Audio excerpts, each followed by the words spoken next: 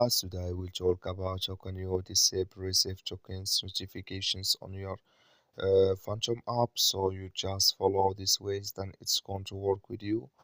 All you have to do in the first, so you just go here above this side, above your name, click on it here. So then it's going to take you to this list. It's going to show for you like this.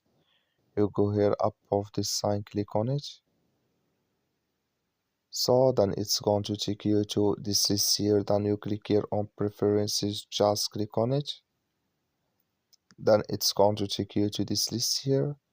You click here on notifications, just click on it. So then you come here to receive tokens, clicking this sign or this color. Like you see color, it's gone. That's me receive tokens notifications disable with us now. I so thank you for watching. Don't forget to support us by like and subscribe.